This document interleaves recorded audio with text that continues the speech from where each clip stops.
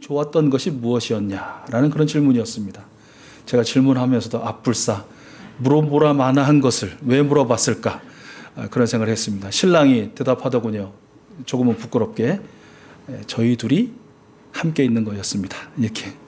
그렇죠. 그러니까 제가 이제 그 대답을 딱 들으면서 그런 그림이 싹 그려지는 거예요. 그러니까 제가 가봤던 그 신혼여행지에 가장 좋았던 풍광들을 다 그리고, 그리고 그곳에 가서 며칠 동안 정말 배부르게 먹었던 보암직하고 먹음직한 음식들을 다 채워넣는 거예요. 그 두 사람 그 배경에. 자, 그렇게 채워놓고 두 사람이 이 풍광과 이 음식들과 이 모든 이 존재 중에서 다 좋고, 정말 이 소유하고 싶은 거겠지만 그래도 덜 소중한 거라고 여겨지는 걸 하나 지워봐라. 그러면 뭘 지울까? 뭘 지우겠죠. 그 다음을 지워봐라. 그럼 또 하나 뭘 지우겠죠. 그렇게 해서 다 지워서 가장 마지막에 남는 건 뭘까? 그러니까 하얀 백지 위에 가장 마지막에 남을 가장 소중한 건 뭘까요? 두 사람이죠. 만약 그 두 사람이 아니라 어떤 풍경이나 음식이 남는다면 그 둘은 사이를 한번 좀 생각을 해봐야 되겠죠. 여러분 어떠세요? 여러분은 그러니까 지금의 여러분 말고, 지금의 현재 남편 아내 말고 수십 년 전에 가셨던 그 신혼여행지를 한번 떠올려 보시고요. 아마도 뭐 국내가 됐든 해외가 됐든 좋은 데로 가셨겠죠. 이게 좋았을 때 그 광경, 그리고 뭐 1박 2일이든 2박 3일이든 아니면 그 이상이든 드셨던 모든 음식들, 그 예쁜 카페들이며 꽃이며 향기며 뭐 한번 다 그려보세요. 다 소중하죠? 그래서 그 중에 하나만 한번 지워봐라. 덜 중요한 거 지워봐라. 뭐 지우실래요? 그래서 다 지워가서 마지막에 남는 건, 두 분 남으시죠? 그렇습니다. 제가 이제 이런 그 질문과 답, 그리고 그런 상상을 해보면서 예수님과 함께하는 우리의 신앙생활이라는 것, 우리 인생의 여정이라는 것은 어떨까라는 그런 생각에 닿더라고요. 과연 우리는 우리 하나님께서 허락해 주신 정말 그 우리 주변의 아름다운 풍경들, 풍광들, 또 먹고 마시는 것들, 또 누리고 즐길 것들, 그 중간이든 그 사이드에든 나와 예수님이 탁 함께 계시는, 왜냐하면 신랑 되신 예수님이 우리를 신부라고 불러주셨으니까 말입니다. 그래서 나에게 예수님이 이 중에 그래도 덜 중요한 걸 하나 지워보거라 했을 때 나는 가장 먼저 뭘 지울까? 그래서 그렇게 지워나가다 보면 과연 나는 내 신앙의 여정 가운데는, 이 인생의 여정 가운데 정말 가장 마지막에 신랑 되신 예수님과 부족하지만 자격 없지만 신부라고 불러주시는 나만 남을까? 아니면 언제인지 모르지만 순식간에 예수님을 훌쩍 지워버리진 않았을까?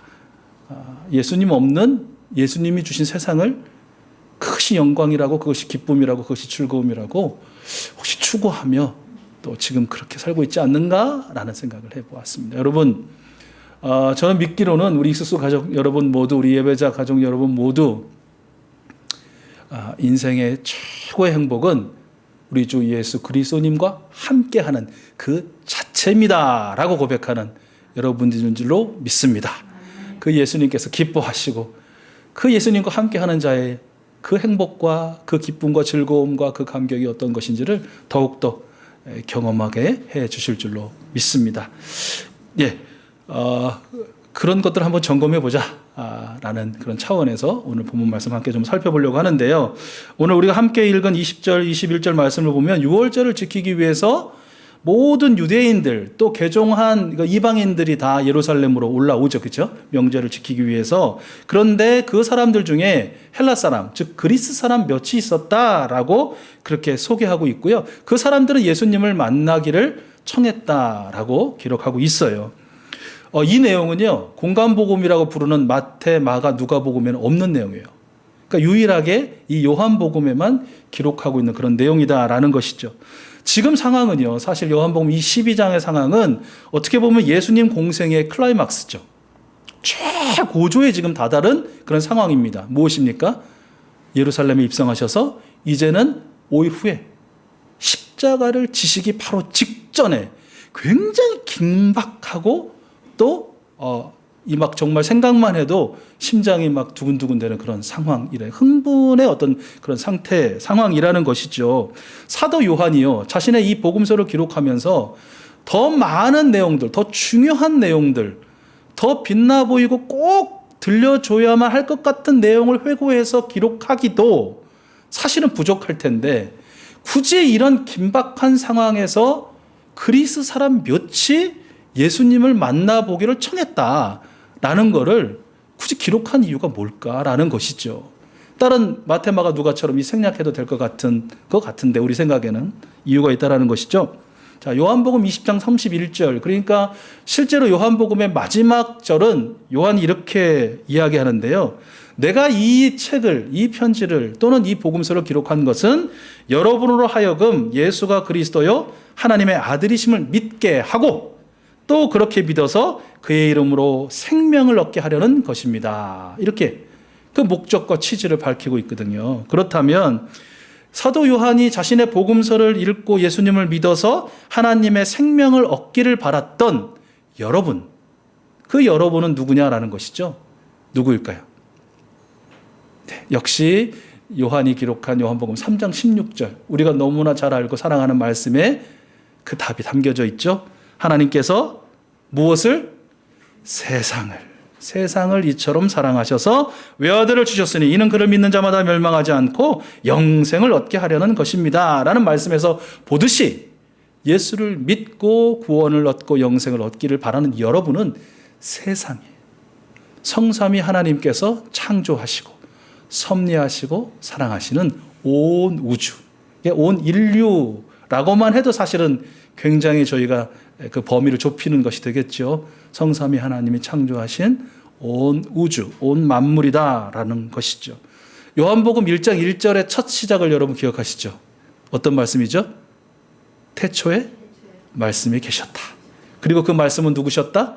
하나님이셨다 라는 말씀으로 시작합니다. 이 로고스 개념으로 그 말씀을 시작하는 것이죠. 당시에 헬라 사상, 헬라 문화에 전 세계가 다 젖어 있을 때 누구든지 다 들으면 이해할 수 있는 그 로고스, 그분이 곧 하나님이셨고 예수 그리스도라는 그러한 말씀으로 시작한 이 사도 요한은 그야말로 구원의 범위라는 것이 하나님께서 사랑하시고 예수님께서 구원하자고 하는 그 범위가 자칭 선민이라고 하는 이스라엘 또는 유대인 또는 개종한 유대인에 한정되는 것이 아니다. 그렇다면 그 범위는 어디까지다라는 것이에요? 말씀 들으신 것처럼 모든 생명, 살았고 지금 살고 있고 앞으로 살 모든 생명, 그것을 넘어 우리 하나님께서 창조하시고 사랑하시는, 지금도 신음하며 예수 그리스도의 구원을 기다리고 있는 모든 생명들에게까지다 라는 것이죠. 아마도 사도 요한은 이것을 이 긴박한 상황에서 더없이 강조하고 싶었던 것 같습니다. 그래서 굳이 그리스 사람 몇이 예수님을 찾아왔고 만나기를 청했다라는 말씀의 의미일 것이죠. 이것은 또한 오늘 우리가 전하는 하나님, 우리가 전하는 복음의 대상, 우리가 믿기를 원하고 영생을 얻기를 원해서 소개하는 예수 그리스도를 듣고 보고 또 받아들일 그 대상이 사도 요한이 그토록 바라는, 우리 하나님이 그토록 바라는 이 세상, 온 우주, 모든 생명이 되어야 된다라는 것이죠. 사실 이건 모르는 그리스도인이 있을까요? 없죠. 없는 것 같죠. 그런데 어떻습니까? 실제는 모르는 것 같고요. 적어도 모른 척하며 지내는 그러한 모습도 발견하게 됩니다. 왜 그렇죠? 어쩌면 예수님 당시 그 유대인들, 그 선민의식에 쩌들어서 자신들만 구원받기를 원했던, 그들 외에는 구원은 없다라고 얘기했던 그 사람들보다 더 강하게 어쩌면 구원이 우리에게만 있다고, 너에게는 구원이 없어 라고 제한하고 또 한정짓는 그런 모습이 있기 때문 아닐까라는 것이죠. 구원의 자격을 말씀대로가 아니라 하나님의 마음대로가 아니라 자신의 신념으로 심각하게 왜곡하는 그런 경우가 허다하기 때문이다라는 것이죠. 그리스 사람들이 십자가를 지시기 직전에 예수님을 찾았다는 오늘의 이 말씀 기록에서 모든 생명을 사랑하시는 하나님을 믿고 또 모든 생명을 구원하시기 위해서 십자가를 지신 예수 그리스도를 따라 사는 우리 이수수 가족들은 다시 한번 그 어떠한 이유로도 하나님의 구원에서 예수님의 사랑에서 차별하거나 배척하지 않고 그저 모든 생명을 사랑하고 섬기는 그런 삶을 재차 마음에 새기고 다짐할 수 있게 되기를 소원합니다. 이어서 말씀을 보면 그리스 사람들은 그들의 바람대로 예수님의 제자인 빌립과 안드레의 안내를 받아서 예수님 앞으로 나아가게 되죠. 예수님을 만나 뵙습니다. 그리고 예수님의 말씀을 드디어 듣게 됩니다. 그런데 예수님의 오늘 말씀 중 첫 문장은요, 그야말로 그 말씀을 듣는 모든 사람들의 심장을 막 그냥 불끈불끈 막 뜨겁게 뛰게 만들었어요. 예수님의 말씀의 첫 문장이 무엇입니까? 내가 영광을 받을 때가 왔다. 내가 영광을 받을 때가 있다. 어떻게 보면 그렇게 생각할 수도 있어요. 뭐 이 말씀이 굳이 그렇게 심장이 뛰나 이 말씀에. 근데 여러분 그 상황과 배경을 좀 이해하면 우리도 아마 그런 상황이었으면 똑같았을 거라는 것이죠. 여러분 예수님이 예루살렘에 들어오시기 직전에 있었던 이벤트, 오늘 말로 하면 이벤트는 무엇이었나요?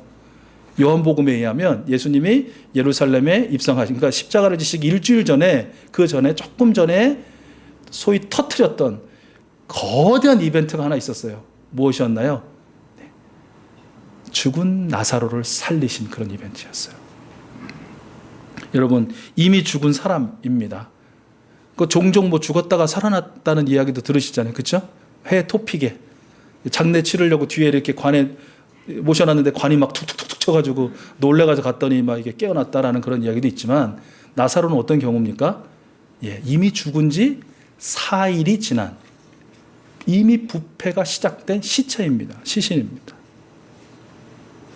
아무도 제 아무리 어떠한 뭐 마술을 부리고 요술을 부리고 신통방통한 그런 능력을 가졌다 하더라도 이미 부패가 시작된 죽은 지 4일 된 이 시체를 다시 살려낸다?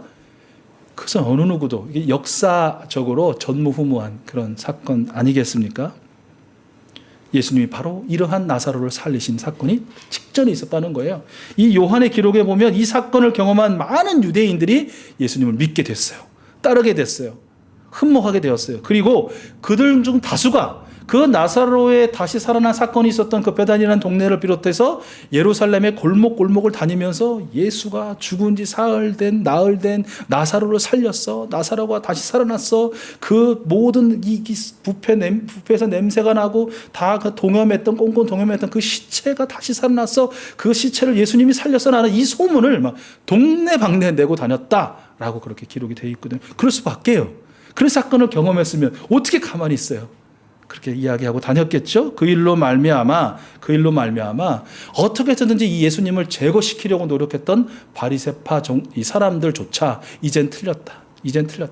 우리가 어떤 누명을 갖다 씌우고 사람들을 어떻게 해서 오해하게 만들고 또 예수를 밉상으로 만들려고 노력해도 이제는 다 틀렸다. 이 사건으로 말미암아 모든 사람이 다 예수를 따른다라고 한탄할 정도가 되었다라는 거예요. 이게 바로 오늘 말씀 바로 직전에 있었다는 거예요. 여러분 분위기가 좀 상상이 되세요? 웅성 예루살렘 전체가 수많은 사람들이 예수 웅성 죽은 사람 살렸어. 시체를 살렸어. 웅성 이러하는 이 찰나에 예수님의 말씀이 뭐였어요? 이제 내가 영광을 받을 때가 왔노라. 이거 어떤 말로 들릴까요? 어떤 말로 들리겠습니까? 당연히 이제 내가 유대의 왕으로 이스라엘 왕으로 등극할 때가 되었다라는 그런 선언으로 들리지 않았겠어요? 오늘날로 말하면 개표율 99.9% 상태에서 압도적인 표차로 대통령에 당선될 것이 확실한 사람이 자신의 승리를 선포하는 어떤 그런 느낌. 모든 지지자들이 다 뛰어나서 환호하고 누구 대통령을 외치는 그런 분위기. 굳이 오늘날 말로 하면 왕정시대가 아니니까요. 그때는 더 했겠죠. 그런 예수라면 뭐 이까짓 거 한번 뒤집는 거 뭐 로마 권력 뒤집고 그 로마 권력에 빌붙어서 사는 분봉왕의 권력들 뒤집는 거 그거 일도 아니다. 이미 마음이 벅차오르고 특별히 제자들은 어떤 마음이 들었을까요? 뻔하죠. 이미 왕관을 쓰고 왕좌에 앉으신 예수님 양옆에 우리나라 말로 하면 뭐 영의정 좌의정 정도 되는 자신들을 꿈꾸지 않았겠어요? 이 말씀에. 자, 여러분, 이 예수님께서 내가 영광을 받을 때가 왔다라는 이 말씀을 듣는 저와 여러분은 또 이 말씀을 어떤 말씀으로 받아들였고 오늘도 받아들이고 있느냐. 자, 예수님께서 저와 여러분 앞에 나타나셔서 사랑하는 익수수 가족들아, 내 아들 딸들아, 오늘 내가 영광을 받을 때가 바로 오늘이다. 영광을 너희와 함께 받을 때가 지금이다 라고 말씀하신다면, 자, 여러분, 그 예수님이 말씀하시는 그 영광의 의미를 여러분은 어떻게 이해하시고 받아들이실까요? 제자들의 그것과 같으실까요? 아니면 완전히 다른 이해와 의미로 여러분 받아들이실까요? 아마도 예수님의 이 영광이라는 단어를 어쩌면 오늘날 우리도 세속적인 의미로 정복하고 차지하고 지배하고 움켜쥐는 어떤 이러한 권리가 내게 오는구나라는 그런 의미로 받아들이지는 않을까라는 그런 고민을 한번 하게 되더라라는 것이죠. 그런데 여러분, 뭐 예수님의 제자들과 닮은 이해든 아니든 연이어지는 예수님의 말씀 잘 알고 계시죠? 기억하고 계시죠? 예수님께서는 진정으로 아멘 아멘이라는 말씀으로 당신의 말씀을 이어가십니다. 어떤 말씀이에요? 이 영광의 의미가 무엇인가라는 것.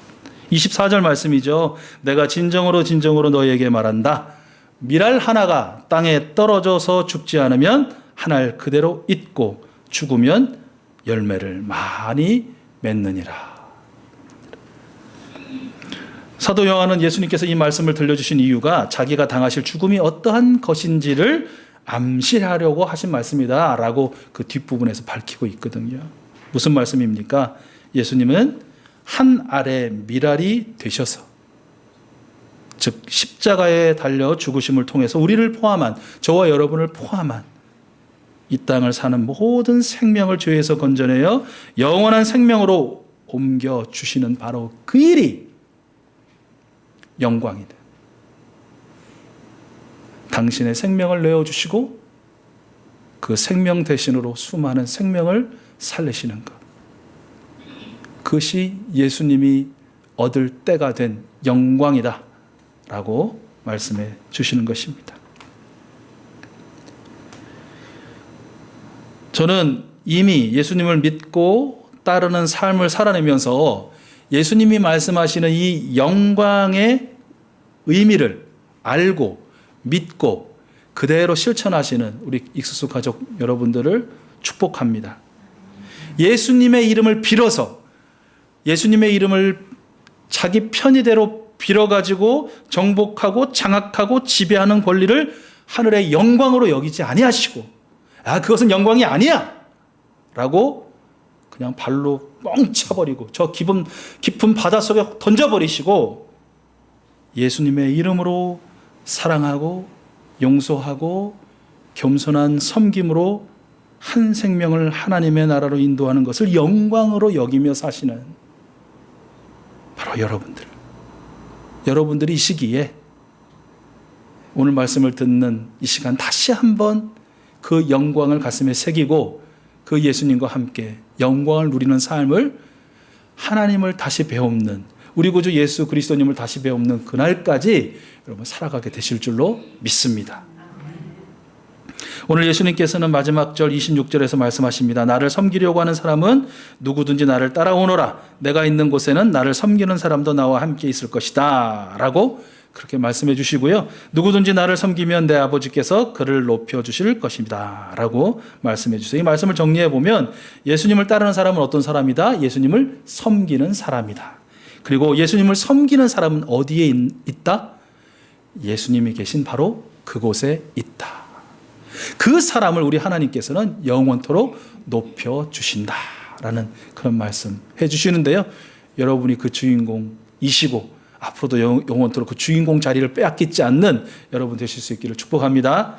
여러분, 사람이 되셔서 이 땅에 오신 예수님 늘 어디에 계셨죠? 어디에 계셨습니까? 요한복음 말씀해 보니까 예수님은 혼인잔치에도 계셨고 사마리아 여인 곁에도 계셨고 음행하다가 사람들에게 끌려온 그 불쌍한 여인 곁에도 계셨고 중풍병자 곁에도 계셨고 말 못하는 환자 곁에도 계셨고 귀 듣지 못하는 그 병자 옆에도 계셨고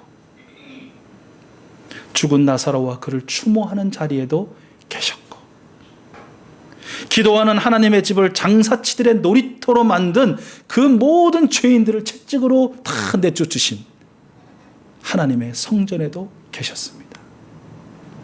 여러분, 그리고 최후에는 골고다 십자가 바로 그곳에 우리 예수님이 계셨죠. 그렇다면 저와 여러분 어디에 있어야 할까요? 우리가 분명히 예수님을 섬기는 사람은, 예수님을 따르는 사람은 예수님이 계신 곳에 있어야 한다라고 했는데요. 저와 여러분은 어디에 있어야 할까요? 말씀대로 사흘 만에 다시 살아나셔서 임마누엘, 우리와 항상 함께 하시는 하나님이신 예수님은 지금 어디에 계시고 우리는 어디에 있어야 할까요? 여러분, 우리의 신앙 고백이라는 것이 예수 그리스도께서 이 땅에 오셨고 우리를 위하여 십자가에 달려 죽으셨다, 나는 이것을 믿는다 라는 진술이 우리의 신앙의 전부는 아니죠. 그렇죠? 어떤 분은 그런 말씀하시는데 좀 이렇게 공감할 수 있는, 동의할 수 있는 내용이었는데 무엇이었냐면 수천 년 동안 우리가 신앙으로 고백하는 사도신경 너무나 귀하고 아름답죠. 그런데 아쉬운 점이 하나 있다는 거예요. 뭐가 아쉽냐고 하면 사도신경 여러분 한번 생각해 보세요. 예수님이 동정녀 마리아를 통해서 오셨죠. 그 다음에 뭐가 이어져요? 바로 본디오 빌라도에게 고난을 당하사. 이게 뭐가 없는 거예요? 그 사이에, 오시고 죽으신 사이에.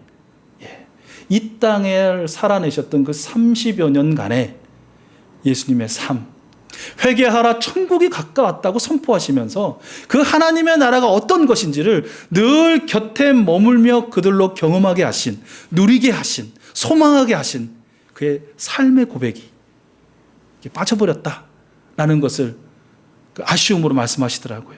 그러니까 이러한 신앙관이 오늘날 우리 그리스도인들에게 있어서도 당신에게 신앙 고백이 뭐요라고 말하면, 나 예수님이 사람으로 오셨고 예수님이 십자가에 돌아가신 것을 나는 믿어. 그래서 나는 구원을 받았어. 땡! 끝! 예수 믿는 사람이 그러면 하나님을 만나기, 그러니까 내가 예수님을 만나서 이미 구원을 받았는데 아직 도래하지 않은 영원한 하나님 나라에 갈 때까지 그 사이에 어떻게 살아야 하는지에 대한 그런 고민과 그런 치열함과 그런 마음들이 쏙 빠지게 되는 또 하나의 그런 이유가 되지 않았냐라는 그런 이야기였어요. 맞아요. 우리 사랑하는 익숙하신 여러분들 말씀을 정리하면서 우리 결단하기를 원하는데요. 사순절 5번째 주간을 우리 보내시면서 우리 예수님이 계신 곳에 나도 있게 하소서, 예수님이 계신 곳에 우리 익수수 가족들이 있게 하소서 간절히 기도하시면서 예수님이 함께 하셨던 그곳, 예수님이 곁에 머물셨던 그 생명들 곁에 우리도 함께 하고 우리도 함께 머물고 함께 섬기며 말씀대로 그러한 우리를 높이시는 하나님의 은혜와 은총을 경험하시는 이 한 주간이 되실 수 있기를 축복합니다. 하나님께서 우리가 이 땅에 내셨고 예수를 믿고 구원받게 하셨고 이제 곧 우리를 영원한 하나님의 나라 천국으로 인도하실 텐데 그 은혜를 받기 전에 우리는 우리의 하나님이 허락하신 이 삶의 여정 동안, 인생 동안 무엇으로 채울 것인가? 우리 주 예수 그리스도님과 함께 사는 그 아름다운 하늘의 영광으로 가득 채워가시는 저와 여러분 되시기를 우리 주님은 원하십니다.